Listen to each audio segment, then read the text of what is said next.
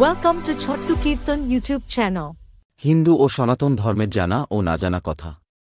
প্রথম অধ্যায় নবম পাঠে তিনটি বিষয় নিয়ে আমরা আলোচনা করেছিলাম। এখন আমরা জানব হিন্দু ও সনাতন ধর্মের জানা ও না জানা কথা। প্রথম অধ্যায় দশম পাঠে আমরা প্রজন্মের পাপের বোঝা মানুষকে আগামী দিনেও বইতে হয়। বিষয়টিতে কি বলা হয়েছে আমরা জেনে নেব।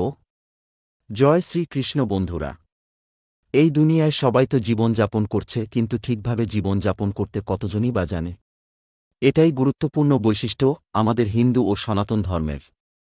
জানা ও না জানা কথাতে আমি ছোট্টু গায়েন ভগবান শ্রীকৃষ্ণের চরণে প্রণাম জানিয়ে আমার কাজ শুরু করছি। একটু মন দিয়ে শুনবেন। হিন্দু ও সনাতন ধর্মের অনুসারে প্রজন্মের পাপের বোঝা মানুষকে আগামী দিনেও বইতে হয়।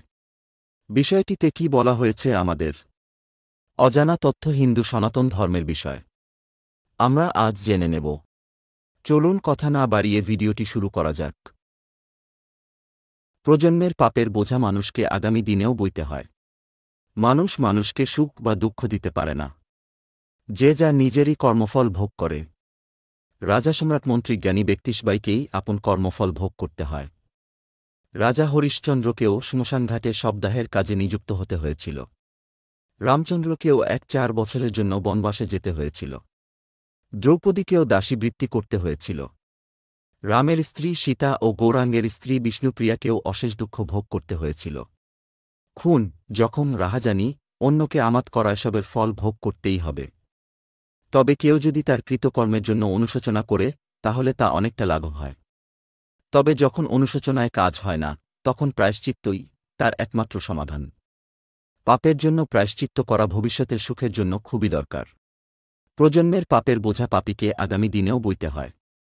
কিছু ব্যক্তি স্বর্গে যাওয়ার জন্য ব্যতিব্যস্ত হলে ধর্মরাজ তাদের বলেছিলেন, স্বর্গে ঢোকার আগে প্রত্যেককেই নিজের সুকর্মের ও দুষ্কর্মের বিবরণ লিখে দিতে। বেশিরভাগ লোকই তাদের পুণ্য বা সুকর্মের কথা লিখল, কিন্তু কুকর্মের কথা লিখল না। কিছু লোক দুষ্কর্মের কথা লিখে ক্ষমা প্রার্থনা করল। ধর্মরাজ তাদেরকে অনুতপ্ত দেখে স্বর্গে প্রবেশের অধিকার দিলেন। আর একটা কথা, আপনি যদি কারো বিপদে সাহায্য করেন, একদিন আপনার কোনো বিপদ হলে ভগবান সাহায্য করবেন। একদা গঙ্গা স্নান করতে গিয়ে দ্রৌপদী দেখলেন সেই নদীতে স্নানরত এক সাধু সামান্য কৌপিন ভেসে যেতে। অসহায় সাধু জল থেকে আর উঠতে পারছে না। দ্রৌপদী সাধুর সেই অসহায় অবস্থা দেখে নিজে কাপড়ের কিছু অংশ ছিঁড়ে জলে নিক্ষেপ করে দেন। সাধু তাকে সেদিন দুহাত ভরে আশীর্বাদ করেছিল। পরবর্তীকালে দ্রৌপদীর বস্ত্রহরণের সময় ভগবান সেই পূর্বের কথা স্মরণ করে দ্রৌপদীর লজ্জা নিবারণের জন্য শাড়ির ব্যবস্থা করেছিলেন। বন্ধুরা, এটা ছিল হিন্দু ও সনাতন ধর্মের জানা ও না জানা কথা। প্রথম অধ্যায় দশম পাঠে প্রজন্মের পাপের বোঝা মানুষকে আগামী দিনেও বইতে হয়। এই দশম পাঠে হিন্দু ধর্ম প্রজন্মের পাপের বোঝা মানুষকে আগামী দিনেও বইতে হয় বিষয় নিয়ে আলোচনা করে বিষয়টিতে কি বলা হয়েছে আমরা জানলাম। তাহলে অনুমতি দিন। আপনার বন্ধু ছোট্টু গাইনকে। দেখা হচ্ছে খুব শীঘ্রই আরেকটি ভিডিওতে হিন্দু ও সনাতন ধর্মের জানা ও না জানা কথা। প্রথম অধ্যায় 11তম পাঠে আমরা দুটি বিষয়ে আমরা আলোচনা করব।